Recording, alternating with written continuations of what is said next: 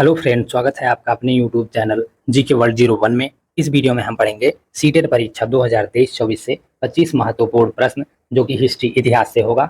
उसका पार्ट 12 हम कवर कर रहे हैं इस पार्ट में। इसके पहले हमने 11 पार्ट तक कवर किया है इसी टॉपिक से। 11वें पार्ट में हमने 25-25 इंपॉर्टेंट क्वेश्चन जो थे प्रीवियस ईयर के भी थे, कुछ रिपीटेड क्वेश्चन भी थे, हमने कवर किया है। अगर आपने 11 पार्ट इसके पहले का नहीं देखा है तो जाके चैनल की प्लेलिस्ट में देख लीजिए। सीटेट परीक्षा 2023-24 के नाम से प्लेलिस्ट बनी हुई है। तो चलिए शुरू करते हैं पार्ट 12 क्वेश्चन नंबर 1 से। क्वेश्चन नंबर 1, एक शक्ति के रूप में मराठों का उदय किन राज्यों में हुआ? ऑप्शन ए गोलकुंडा में, ऑप्शन बी बीजापुर में, ऑप्शन सी अहमदनगर में, ऑप्शन डी अहमदनगर व बीजापुर दोनों। तो सही आंसर हो जाएगा आपका ऑप्शन सी अहमदनगर में। एक शक्ति के रूप में मराठों का उदय अहमदनगर राज्य में हुआ। नेक्स्ट क्वेश्चन हो जाएगा आपका क्वेश्चन नंबर 2, औरंगजेब की धार्मिक नीति के परिणाम मुगल प्रशासन के लिए विपरीत रहे। इस धार्मिक नीति का निम्नलिखित में से कौन सा परिणाम नहीं हुआ? ऑप्शन ए शाही सेना वीर तथा साहसी राजपूतों की सेवाओं से वंचित हो गई, ऑप्शन बी राजपूत मुगल साम्राज्य के शत्रु बन गए, ऑप्शन सी औरंगजेब को विशाल जनधन की क्षति उठानी पड़ी, ऑप्शन डी राजपूताने के युद्ध निर्णायक सिद्ध न हो पाने के कारण मुगल साम्राज्य की प्रतिष्ठा को धक्का लगा। तो सही आंसर हो जाएगा आपका ऑप्शन ए शाही सेना वीर तथा साहसी राजपूतों की सेवाओं से वंचित हो गई। ये औरंगजेब की धार्मिक नीति के परिणाम मुगल प्रशासन के लिए विपरीत रहे। इस धार्मिक नीति का ये परिणाम नहीं हुआ था। शाही सेना वीर तथा साहसी राजपूतों की सेवाओं से वंचित हो गई। नेक्स्ट क्वेश्चन हो जाएगा आपका क्वेश्चन नंबर 3, निम्नलिखित में से कौन सा बौद्ध प्रतीक बुद्ध के जीवन की महान घटनाओं से संबद्ध नहीं है?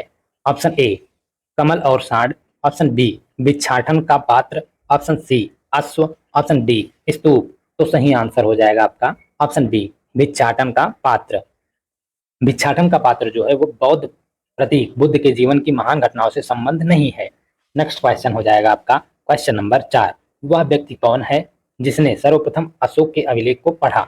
Option A James Prinsep, option B Max Muller, option C William Jones, option D Charles Metcalfe.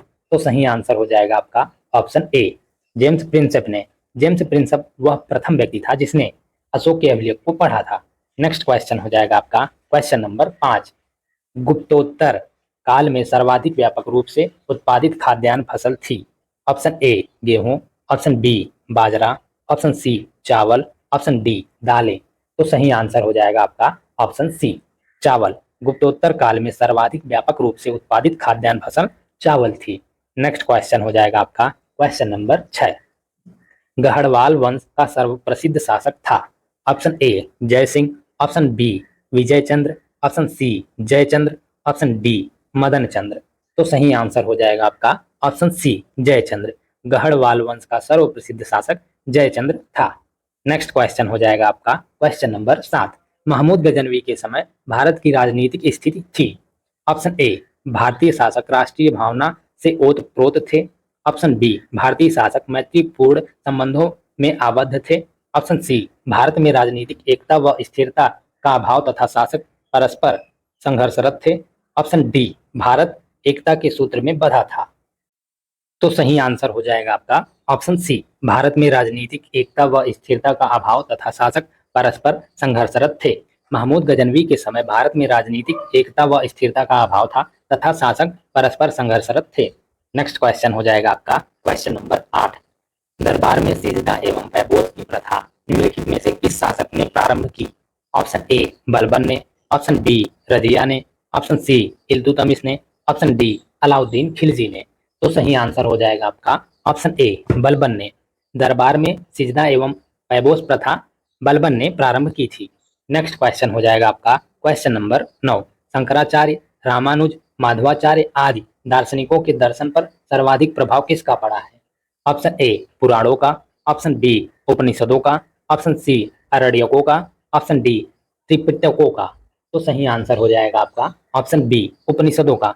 Shankaracharya Ramanuj Madhavacharya आदि दार्शनिकों के दर्शन पर सर्वाधिक प्रभाव उपनिषदों का पड़ा।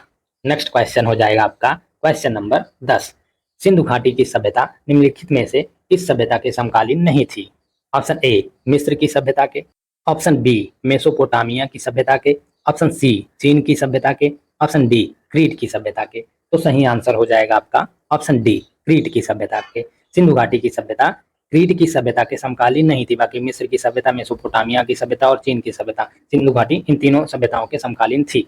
चीन की सभ्यता, मिस्र की सभ्यता और मेसोपोटामिया की सभ्यता है, ये तीनों सभ्यताएं सिंधु घाटी सभ्यता के समकालीन सभ्यता मानी जाती हैं। नेक्स्ट क्वेश्चन हो जाएगा आपका क्वेश्चन नंबर 11। सल्तनत काल में सेना विभाग का अध्यक्ष, जिसके पास सैनिकों की भर्ती, रसद पूर्ति, अस्त्र शस्त्र पूर्ति तथा सेना के संचालन की जिम्मेदारी थी, वह कहलाता था। ऑप्शन ए आरिज ए मुमालिक, ऑप्शन बी काजी ए मुमालिक, ऑप्शन सी वजीर ए मुमालिक, ऑप्शन डी दबीर ए मुमालिक। तो सही आंसर हो जाएगा आपका ऑप्शन ए आरिज ए मुमालिक। सल्तनत काल में सेना विभाग का अध्यक्ष, जिसके पास सैनिकों की भर्ती, रसद पूर्ति, अस्त्र शस्त्र पूर्ति तथा सेना के संचालन की जिम्मेदारी थी, वह आरिज ए मुमालिक कहलाता था। नेक्स्ट क्वेश्चन हो जाएगा आपका क्वेश्चन नंबर 12। रायचूर, दोआब, बहमनी व विजयनगर साम्राज्य के मध्य संघर्ष का कारण था, वह स्थान कौन सा था? ऑप्शन ए कृष्णा व कावेरी नदियों के मध्य का प्रदेश, ऑप्शन बी कृष्णा गोदावरी का डेल्टा, ऑप्शन सी कृष्णा व तुंगभद्रा नदियों के बीच का प्रदेश, ऑप्शन डी कावेरी व तुंगभद्रा नदियों के मध्य का प्रदेश।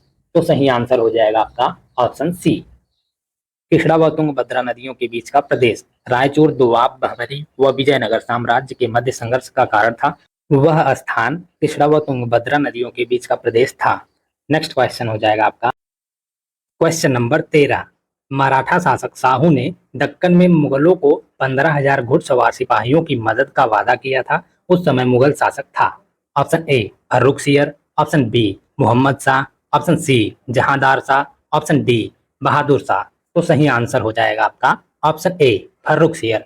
मराठा शासक शाहू ने दक्कन में मुगलों को 15,000 घुड़सवार सिपाहियों की मदद का वादा किया था, उस समय मुगल शासक फर्रुख सियर था। नेक्स्ट क्वेश्चन हो जाएगा आपका क्वेश्चन नंबर 14। 1719 ईस्वी में मराठों और मुगलों के मध्य हुए समझौते का महत्व इस बात में निहित है कि इसने ऑप्शन ए मराठों को मुगलों की प्रभुसत्ता स्वीकार करने के लिए बाध्य किया, ऑप्शन बी दक्कन में मराठों की राजनीतिक प्रभुसत्ता स्थापित हुई, ऑप्शन सी मुगल सूबों में मराठों के प्रभुत्व का मार्ग उन्मुक्त हो गया, ऑप्शन डी उपर्युक्त सभी। तो सही आंसर हो जाएगा आपका ऑप्शन डी उपर्युक्त सभी। 1719 में मराठों और मुगलों के मध्य हुए समझौते का महत्व इस बात में निहित है कि इसने मराठों को मुगलों की प्रभुसत्ता स्वीकार करने के लिए बाध्य किया, दक्कन में मराठों की राजनीतिक प्रभुसत्ता स्थापित हुई, मुगल सूबों में मराठों के प्रभुत्व का मार्ग उन्मुक्त हो गया। नेक्स्ट क्वेश्चन हो जाएगा आपका question number 15। East India company को बादशाह शाह आलम द्वारा बंगाल, बिहार और उड़ीसा की दीवानी कब प्राप्त हुई? ऑप्शन ए 16 अगस्त 1765 ईस्वी को, ऑप्शन बी 12 अगस्त 1765 ईस्वी को, ऑप्शन सी 13 अगस्त 1765 ईस्वी को, ऑप्शन डी 14 अगस्त 1765 ईस्वी को। तो सही आंसर हो जाएगा आपका ऑप्शन बी 12 अगस्त 1765 ईस्वी को ईस्ट इंडिया कंपनी को बादशाह शाह आलम द्वारा बंगाल, बिहार और उड़ीसा की दीवानी 12 अगस्त 1765 ईस्वी को प्राप्त हुई। इलाहाबाद की प्रथम संधि 12 अगस्त 1765 ईस्वी में जो हुई थी, कंपनी को मुगल सम्राट शाह आलम द्वितीय से बंगाल, बिहार तथा उड़ीसा की दीवानी प्राप्त हुई। नेक्स्ट क्वेश्चन हो जाएगा आपका क्वेश्चन नंबर 16। लॉर्ड बेंटिक ने निम्नलिखित में से कौन सा कार्य नहीं किया? ऑप्शन ए मानव बलि पर प्रतिबंध, कन्या वध पर रोक, ऑप्शन बी शिक्षा सुधार तथा शिक्षा का माध्यम अंग्रेजी, ऑप्शन सी साम्राज्य में आशातीत वृद्धि, ऑप्शन डी सती प्रथा का अंत। तो सही आंसर हो जाएगा आपका ऑप्शन सी साम्राज्य में आशातीत वृद्धि। ये लॉर्ड विलियम बेंटिक ने ये कार्य नहीं किया था कि साम्राज्य में आशातीत वृद्धि, बाकी तीनों किया था। मानव बलि पर प्रतिबंध, कन्या वध पर रोक, शिक्षा सुधार तथा शिक्षा का माध्यम अंग्रेजी और सती प्रथा का अंत, ये तीनों किया था। नेक्स्ट क्वेश्चन हो जाएगा आपका क्वेश्चन नंबर 17। मानव में स्थानीय स्वशासन का प्रारंभ निम्नलिखित में से किसने किया? ऑप्शन ए लॉर्ड रिपन ने, ऑप्शन बी लॉर्ड माउंटबेटन ने, ऑप्शन सी लॉर्ड कैनिंग ने, ऑप्शन डी राजा राम मोहन राय ने। तो सही आंसर हो जाएगा आपका ऑप्शन ए लॉर्ड रिपन ने। भारत में स्थानीय स्वशासन का प्रारंभ लॉर्ड रिपन ने किया। नेक्स्ट क्वेश्चन हो जाएगा आपका क्वेश्चन नंबर 18। निम्नलिखित घटनाओं को सही क्रम में क्रमबद्ध कीजिए।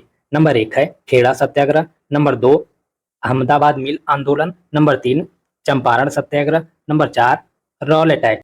तो इसमें से मैं आपको बता देता हूँ, सही आंसर हो जाएगा ऑप्शन सी 3, 2, 1 और 4। पहले चंपारण सत्याग्रह हुआ था, उसके बाद अहमदाबाद मिल आंदोलन हुआ था, उसके बाद खेड़ा सत्याग्रह, उसके बाद रॉल अटैक। अब देख लेते हैं चारों कब कब और क्या क्या थे। सन 1918 ईस्वी में अहमदाबाद की एक सूत कपड़ा मिल के मजदूरों ने 21 दिन की हड़ताल की थी। यही अहमदाबाद मिल हड़ताल के नाम से प्रसिद्ध हुआ। और दूसरा है बिहार के चंपारण के बाद 1918 ईस्वी में महात्मा गांधी ने ब्रिटिश हुकूमत के खिलाफ गुजरात के खेड़ा में सबसे बड़ा किसान आंदोलन चलाया था। तीसरा है रॉलेट एक्ट। रॉलेट एक्ट को काला कानून भी कहा जाता है। यह 19 मार्च 1919 को भारत की ब्रिटिश सरकार द्वारा भारत में उभरते रहे राष्ट्रीय आंदोलन को कुचलने के उद्देश्य से निर्मित कानून था। नेक्स्ट क्वेश्चन हो जाएगा आपका क्वेश्चन नंबर 19। पश्चिमी और भारतीय परंपरा के तत्वों को संश्लिष्ट करने का प्रयास करने वाला सुधारवादी राजनीतिक परंपरा का सबसे प्रारंभिक प्रतिनिधि था। Option A William Bentinck, option B Raja Ram Mohan Roy, option C Swami Vivekananda, option D Swami Shraddhanand. तो सही आंसर हो जाएगा आपका ऑप्शन बी राजा राम मोहन राय। पश्चिमी और भारतीय परंपरा के तत्वों को संश्लिष्ट करने का प्रयास करने वाला सुधारवादी राजनीतिक परंपरा का सबसे प्रारंभिक प्रतिनिधि वो राजा राम मोहन राय थे। नेक्स्ट क्वेश्चन हो जाएगा आपका क्वेश्चन नंबर 20। निम्नलिखित में से कौन सी महिला भारतीय राष्ट्रीय कांग्रेस के अध्यक्ष पद से संबंधित नहीं है? Option A Sarojini Naidu, option B Neeli Sen Gupta, option C Vijaya Lakshmi Pandit, option D Sucheta Kriplani. तो सही आंसर हो जाएगा आपका option C Vijaya Lakshmi Pandit.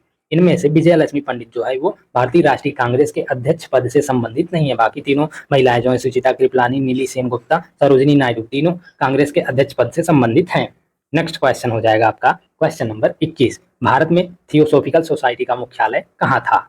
Option A Adyar में, ऑप्शन बी पुणे में, ऑप्शन सी कलकत्ता में, ऑप्शन डी बंबई में।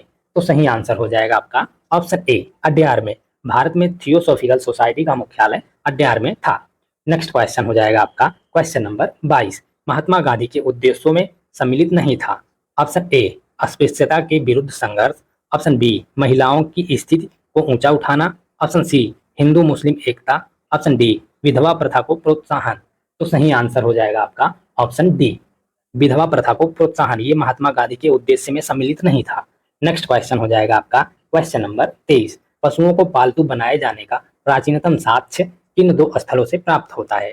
ऑप्शन ए सांभर और कालीबंगा से, ऑप्शन बी बागोर और आदमगढ़ से, ऑप्शन सी बुर्जहोम और चिराग से, ऑप्शन डी पिपलीहल और भीमबेटका से। तो सही आंसर हो जाएगा आपका ऑप्शन बी बागोर और आदमगढ़ से। पशुओं को पालतू बनाए जाने का प्राचीनतम साक्ष्य बागोर और आदमगढ़ से प्राप्त होता है। मध्य प्रदेश में आदमगढ़ और राजस्थान में बागोर पशुपालन के प्राचीनतम साक्ष्य प्रस्तुत करते हैं। नेक्स्ट क्वेश्चन हो जाएगा आपका क्वेश्चन नंबर 24। 1930 से 1932 ईस्वी तक लंदन में हुए 3 गोलमेज सम्मेलनों में कांग्रेस के एकमात्र प्रतिनिधि की हैसियत से गांधी जी ने किस किस सम्मेलन में भाग लिया? ऑप्शन ए पहले और दूसरे, ऑप्शन बी पहले और तीसरे, ऑप्शन सी केवल तीसरे, ऑप्शन डी केवल दूसरे। तो सही आंसर हो जाएगा आपका ऑप्शन डी केवल दूसरे में। ये इंपॉर्टेंट क्वेश्चन है, आपको ध्यान देना होगा इस पे कि गांधी जी ने 1930 से 1932 तक लंदन में हुए 3 गोलमेज सम्मेलनों में कांग्रेस के एकमात्र प्रतिनिधि की हैसियत से गांधी जी ने केवल दूसरे सम्मेलन में भाग लिया था। नेक्स्ट क्वेश्चन हो जाएगा आपका क्वेश्चन नंबर 25। निम्नलिखित में से उत्तर वैदिक काल में लिखे गए ग्रंथों का सही क्रम कौन सा है? इनमें से आपको बताना है कि उत्तर वैदिक काल में लिखे गए ग्रंथों का सही क्रम कौन सा है। तो सही आंसर आपका होगा ऑप्शन बी वेद, ब्राह्मण, आरण्यक और उपनिषद। सबसे पहले वेद लिखा गया था, उसके बाद ब्राह्मण, उसके बाद आरण्यक, तब जाके उपनिषद लिखा गया था। आपका ऑप्शन बी सही आंसर होगा। Thank you guys for watching. इस वीडियो में हमने सीटेट परीक्षा 2023-24 से 25 बहुत ही इंपॉर्टेंट क्वेश्चंस जो कि हिस्ट्री इतिहास से थे उसका हमने पार्ट 12 कवर किया है। इसके पहले भी हमने 11 पार्ट तक कवर किया है हिस्ट्री से ही। जितने भी इंपॉर्टेंट क्वेश्चन थे, रिपीटेड क्वेश्चन थे और प्रीवियस ईयर के क्वेश्चन थे। अगर आपने 11वें पार्ट को नहीं देखा है तो जाके चैनल की प्लेलिस्ट में देख लीजिए। सीटेट परीक्षा 2023-24 के नाम से प्लेलिस्ट बनी हुई है, चैनल पे मिल जाएगी आपको। इसके नेक्स्ट पार्ट में हम पार्ट 13 कवर करेंगे, तो उसमें भी हम 20 इंपॉर्टेंट क्वेश्चन करेंगे। तो वीडियो में कंटिन्यूअस बने रहिएगा and thank you for watching.